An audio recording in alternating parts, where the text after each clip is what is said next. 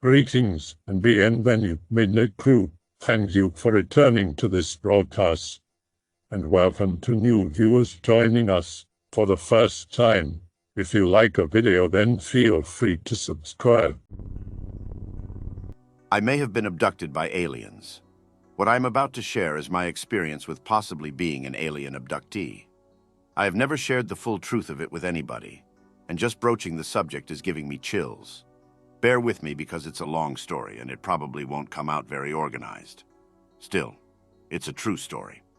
Ever since I was a very young child, nothing has ever really scared me except aliens, specifically the Greys. I don't have a phobia of anything else, and I never have. Something about the night sky and those eyes just gives me the creeps. At the same time that I'm frightened of them, though, I've always had a very strong attraction to or fixation upon aliens. As a child, I would seek out the very media and information about aliens that would later keep me up at night, much to the chagrin of my parents. And I often collected things having to do with aliens or UFOs. Toys, pictures, books, you name it. I grew up in Las Vegas, Nevada. There, I found myself near the long stretches of desert highway and air bases where UFO activity is typically reported. As a result, I often saw aircraft at night, especially when I lived on the northern border of the city. There, I frequently saw planes flying in formation or high-tech aircraft like stealth bombers overhead. In addition to those aircraft, I have also sighted things that make no sense to me. I recall having a dream when I was still in first or second grade about being chased by a strange aircraft. In the dream, I am being driven by grandmother in her sedan, going south towards the highways leading out to the Mojave and eventually Apple Valley in Los Angeles. I distinctly remember the dream featuring the surrounding area being mostly barren desert. At the time of the dream, much of the development on the western edge of the city, especially past Durango, hadn't happened yet. Anyway, I remember seeing a silvery object like a disc following us in the rearview mirror on a largely empty stretch of road and approaching fast. Why we were driving out towards that desert to begin with, I have no clue. It may just be a dream. Outside of dreams, I have two experiences with unexplained objects in the sky. The first was on a camping trip to Mount Charleston when I was younger.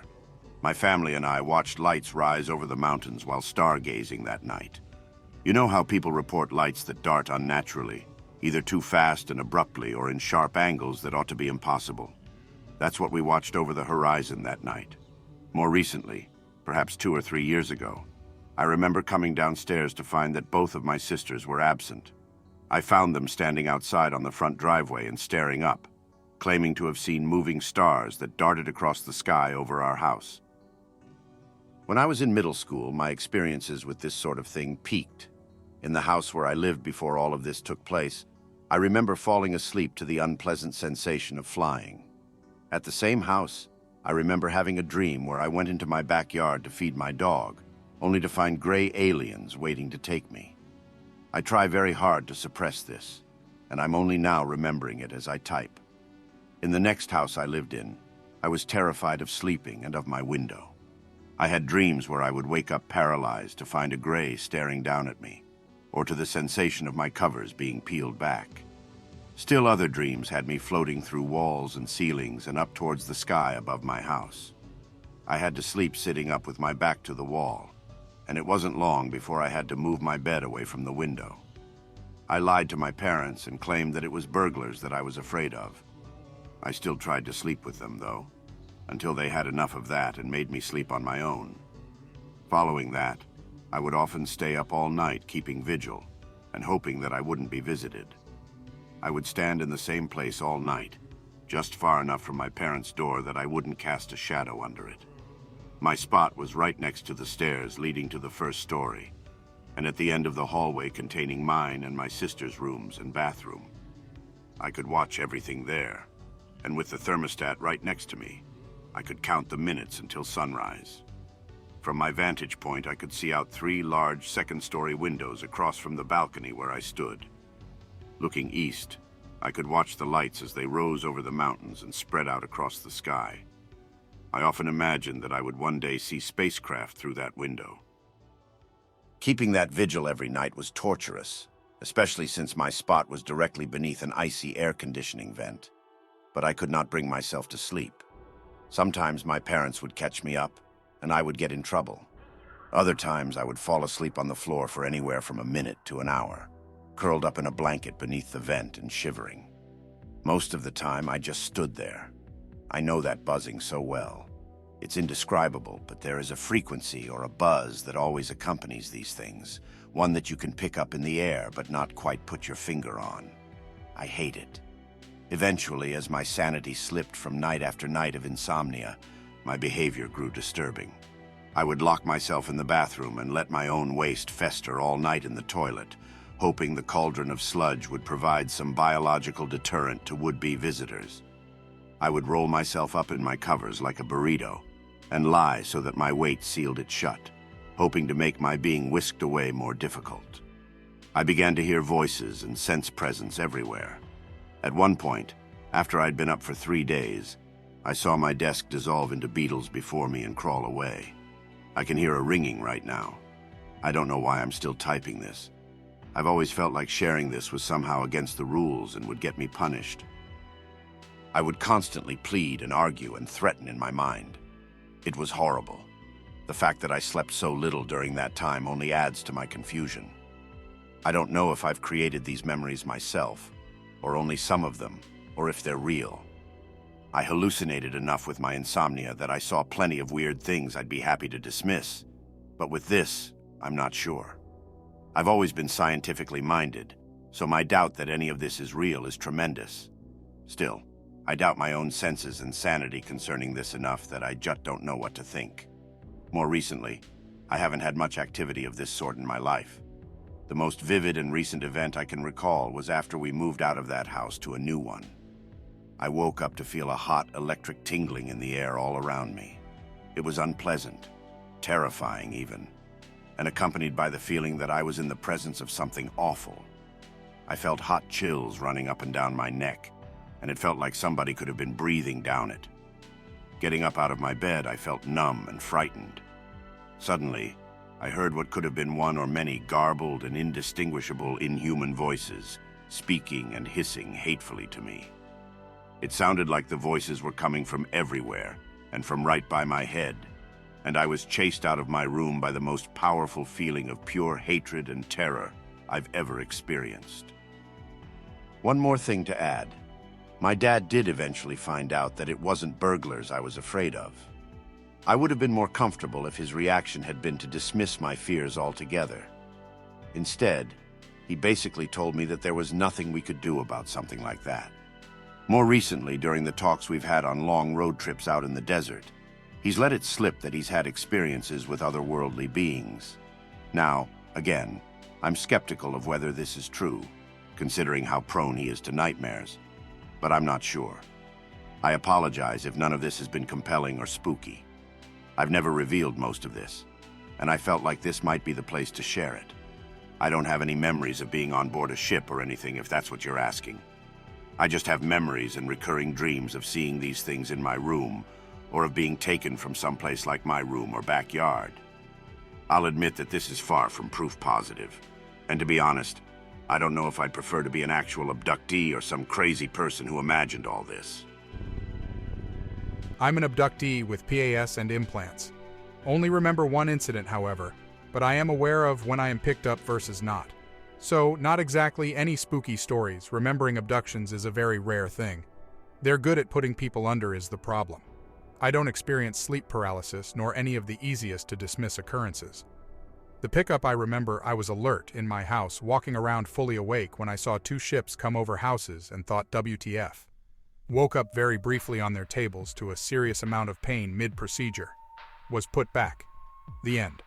Abductions are not that interesting, and most abductees won't realize that they are. Very many deny it, actually. I'm actually terrified of lights above me.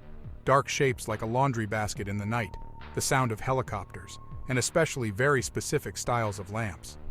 Was diagnosed with PTSD, not a veteran nor a victim of serious violence to warrant, and have severe tinnitus at only 2 years old on only one side. Can only be explained by serious injury to that ear, which never happened. It's metal I can feel. Others have felt it move and seen it poking out plus scarring. It moves by digging painfully deeper, and creates the only sounds I get from tinnitus, like something reverberating off metal. No beeps or clicks or rings, and especially it would occur in both ears if not from a serious injury to the ear canal. I'm honest with doctors, so I was tested for schizophrenia a few times. Nothing, nor any psychosis. Just trying to find a doctor that understands so when my PTSD flares up post-abduction I can actually talk about it. Lost my sense of smell, so I'm implanted in my nose. Also, abductions run through families, and aside from smell, there's many ways to tell if you are susceptible through being a tracked family. It's not that scary. I just wish they would have had me under like all the other times so I wouldn't remember that one. I was laying down in the truck at a pilot truck stop about 9 miles south of Ashtabula, Ohio on March 10, 2018 at 1 p.m. I always cover my windows to keep all lights out and lock all the doors. I'd backed in, so the front of my truck was facing the storefront. Typically, I'm out by 11:30 p.m., but I kept getting a ringing sound in my right ear and was having trouble with my knee, previous injury, unrelated. The last thing I remember is starting the truck around 12:30 a.m. to let the heat run. Then, it seemed almost instantly I was floating onto a table. The table felt high up, maybe 5 or 6 feet. I couldn't move anything. My head was turned to my right shoulder. It felt locked there. I was overwhelmed with fear and could feel myself attempting to cry out for help. 2 very small 3.5 or 4 foot grey-skinned creatures were to my right that I could see. Everyone describes grey aliens differently than these guys looked. Their entire body was stubby, and their heads were almost too short for their eyes, which were very large like other people described. It was more over the shape of their face that looked different than typical photos you see. The photos you typically see show them elongated in the face. These 2 looked like it was almost squashed down and like they were squinting with wrinkles between the eyes. I couldn't speak or cry out, but I started to realize what was going on, so I thought in my head, best way to describe it, for them to please help me relax. I understood what was going on, but I could not calm down. Once I thought that, I could move my arms. So I reached out towards one with my right arm and it held my hand. I did the same with my left arm, and although I couldn't see it, something grabbed my left hand. Their hands were very soft but cold and felt kind of like a toddler's hand. Once I was holding with both my hands, I could not stop smiling. I was completely relaxed, and all I could feel was happiness. The one holding my hand on the right, I believe, is the one who was talking to me. It asked if I was sure that I wanted to remember this time, and I told it I was not sure. It was then that I realized that I'd been visited several times before. I believe the first time was when I was 5. I recalled a small devil-like creature coming through the wall of my room. I had a bunk bed with no bottom bed, and it just floated straight up to my face. I immediately screamed. My dad came running in and found me in the far corner by my closet door. Being a kid, I told him the devil came for me. Now that I'm older, I realize it wasn't a devil, it was one of those creatures. The next incident wasn't until I was 9 to 10 years old. As I was going upstairs to bed, I stopped at the landing. Outside of the window, there was a saucer-shaped disc, silver in color, with a large orange dome on top of it. I thought that I had immediately gone downstairs to get my dad, but when I went to go get him to tell him what happened, he asked what I was doing still up. Apparently, I'd been upstairs for almost an hour. I thought it was only a matter of seconds. After telling my dad what had happened, he grabbed our old VCR camcorder, went upstairs with me, and videotaped this craft which was still hovering outside the window. After about 10 to 15 seconds, it shot off and was gone. My dad went downstairs and called Airborne Express, which is the local DHL-type company that was in business at the time. He reported the incident to them as well as Wright-Patterson Air Force Base. No one reported seeing it. They said that nothing was showing up on radars around that time and that it was probably a coincidence. However, the next morning when we woke up, nothing was on the tape whatsoever. On top of that, we had a large pine tree outside of that window. It was lying on the ground and completely black on one side, like it immediately burnt partially and then died. There was no other scaring to the ground. Back to the present. So I'm laying on the table and I can feel other hands around me on my legs, arms, ears, and then I feel a hard pressure around my stomach, like a pump, but with pain, like heat/pain. I'm completely distracted while all this is going on though, because the creature to my left is now alone. It's just me and him in my view. He's telling me all kinds of things about meeting me in the past, but I can't recall what he was saying. I do recall him saying that I would forget things if I wasn't ready. And unfortunately, he had no control over whether or not I would remember. He could only allow me to remember what I wanted to remember. About the time that I really calmed down and stopped feeling like I was going to have a heart attack, everyone was gone. I woke up in the truck laying on my back on top of my blankets. The truck was still running, but every light on the dash was lit up and alarms were going off on it. So I shut it off thinking it was overheating. I turned it back on a couple seconds later and everything was fine. The whole ordeal did not come to me until after I realized the truck was okay. I immediately started freaking out, and then I heard the same voice again telling me everything was okay and he would see me soon. I feel like over the years I have developed a friendship possibly with this creature, but I'm not sure of that. Honestly, I'm not really sure I even believe myself. However, I can tell you that those other two instances definitely did occur when I was younger, and I always wanted to know why they happened. I've always had an interest in aliens, but nothing more than any other young boy does. I've never fantasized about being abducted. I've honestly been freaked out about the thought of it, so I don't think that my mind is playing tricks on me or that I had a dream. Another note to add is, I do not think that these creatures had a gender. The only reason why I say that is the voice in my head that was talking to me did not appear to be male or female. I did wake up with a slight nosebleed in my right nostril. I had a headache and continued to have a headache all day. I had very uncomfortable pressure internally. I do not drink alcohol. I do not do drugs. And to the best of my knowledge, I have no mental illness from either side of my family that is known. I have never been a sleepwalker, and I don't tend to have very many nightmares. I wish I could remember more of what happened. Although I would definitely be terrified if this occurs again, I hope that I can be more open to it when it does, though. I know they will be back, because I recall the creature saying it would see me again. The beginning of the encounter was very intrusive, and it felt embarrassing. They seemed to just do what they needed to do, and then they comforted me. I will say that I agree with others about the whole pure love feeling. I definitely felt as though it possibly genuinely cared about me. I'm not entirely sure that it did, but it was a very comforting feeling. One other thing I do recall it asking me was if I remembered them fixing me when I ruined my ability to reproduce. I didn't answer that I'm aware of, but I think I know what they were talking about. When I was on a deployment to Iraq, we would restart the radars standing in range of them. We were warned that if we did that, we could become sterile. So I used to do it every day, joking that I did not need to have any more kids, as I had already had 3 at the time. I did wake up several nights with nosebleeds in Iraq, but in my opinion, I believe at least most of those were due to the desert air. This incident happened at approximately 3 a.m. on the morning of June 7th, 2012.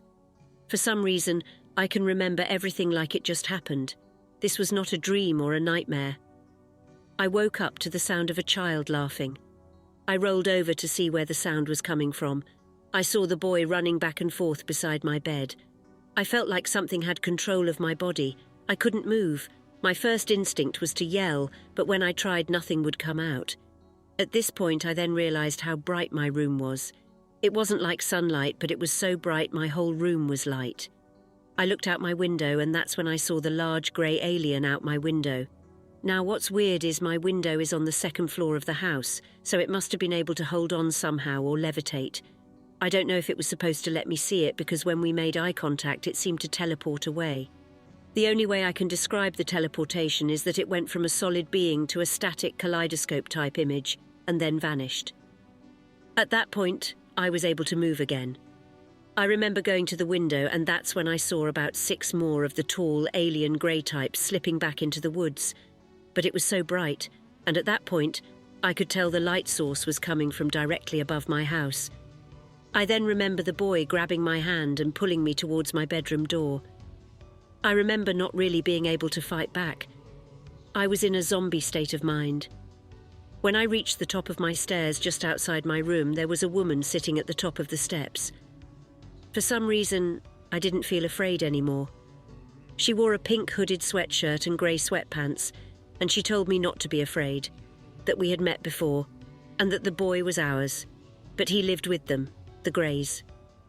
From there, all I remember was the 3 of us walking out of the house, and then everything went blank. I will add that this is not my only experience with abduction. The reason why I know this really happened is that I remember telling my sister and brother-in-law this story, and they both looked at each other in shock. They told me how my brother-in-law's mother, who is my neighbour across the street, woke up randomly one night and said that outside was so bright, brighter than the daylight were her words. It was coming from over my house, but she never went to the window because she was too scared. That was over 10 years ago. I have not seen my hybrid son since.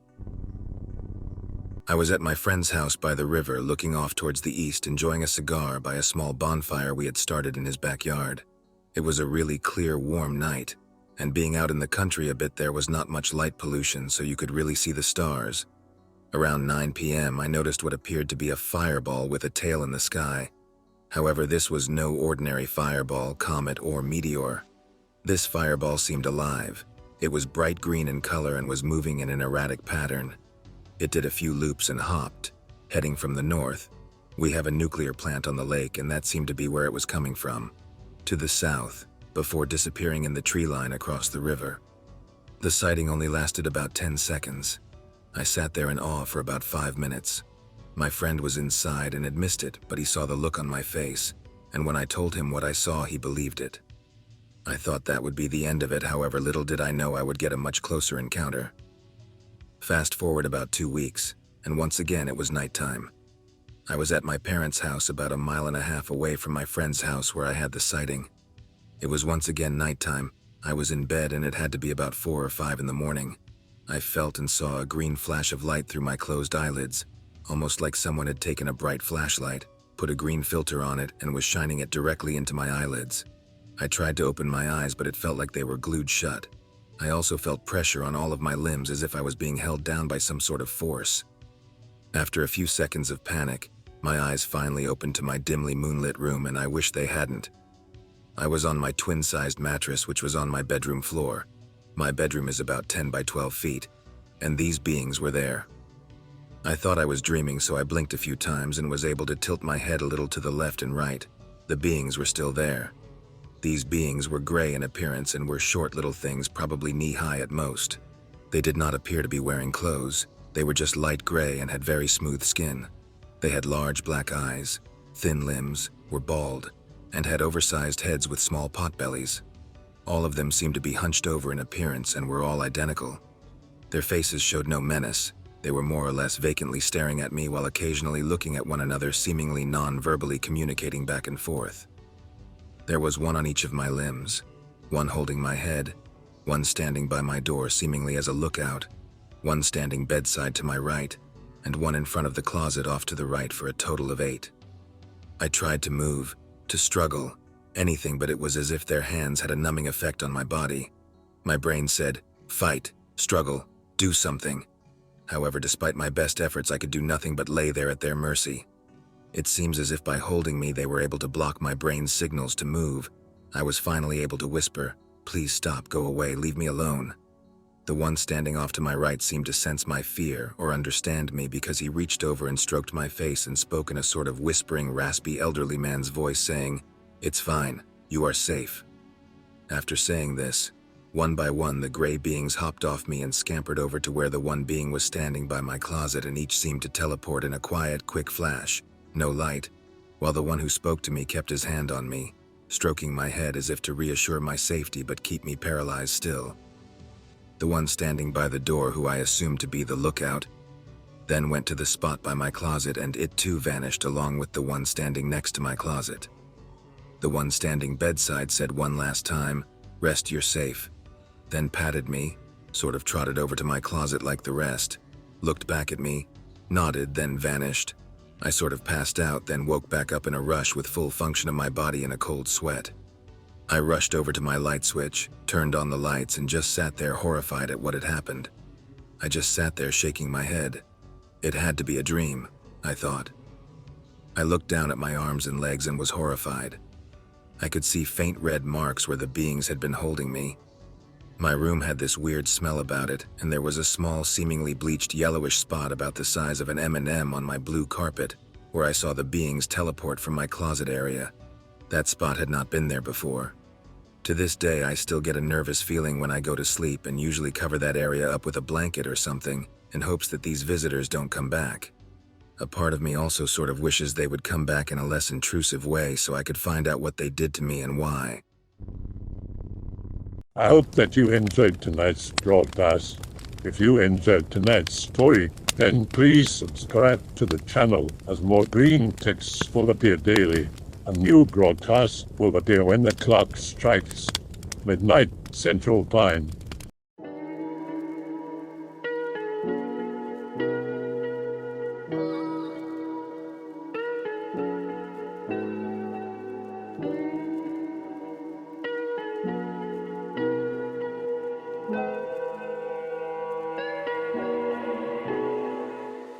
Remember to check out the Odyssey page in the description for a second archive of the channel's videos. There's also a Rumble archive as a backup.